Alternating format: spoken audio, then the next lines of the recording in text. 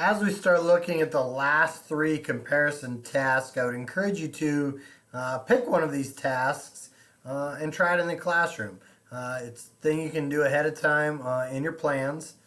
Say I'm going to work on, for example, the next one we're looking at is cause and effect relationship. So you can look at how that would relate to what you're learning that day, and then add it in, make sure your questioning guides them to something connecting to their lives. I think we'll get a lot more out of it. They'll be a lot more engaged. So as we look at the next one, cause and effect relationships, a cause and effect relationship can be the basis for student comparison as well.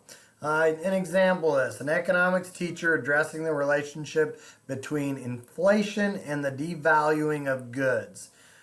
So you got a theater student in your economics class, and they're looking at this going, boy, the more I have of something, the less it's valued. So a theater student might think about standing ovation as every play that you do, every performance, you get a standing ovation. Do you really feel good about that when it happens every single time? It kind of devalues that standing ovation. Another thing, we've been looking at this last year is fidget spinners. Fidget spinners are valued so much because it was hard to get them.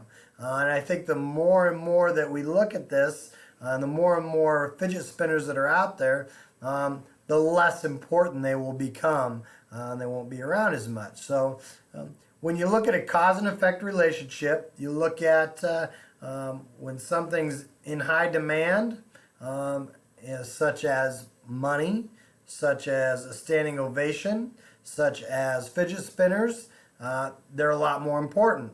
If something is happening all the time, so there's more money in circulation, there's more standing ovations, and there's fidget spinners everywhere, the less value that it has. So this comparison can relate right back to the concept that we're learning about inflation and the devaluing of goods.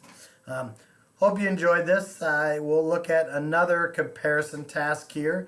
Like I said, really work hard to incorporate this into your classroom and just see what you can get out of the students.